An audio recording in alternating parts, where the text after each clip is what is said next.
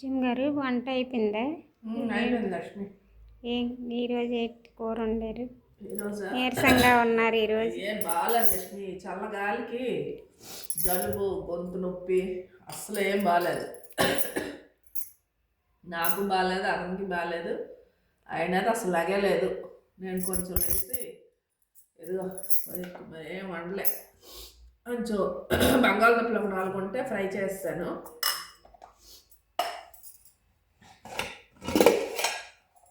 వేడి రైస్, అందుకే కొంచెం మిరియాల చారు చేశాను. గొంతు బాగాలేదనేసి కొద్దిగా మిరియాల చారు వేసుకొని తింటే కొంచెం గొంతుకు హాయిగా ఉంటుందని.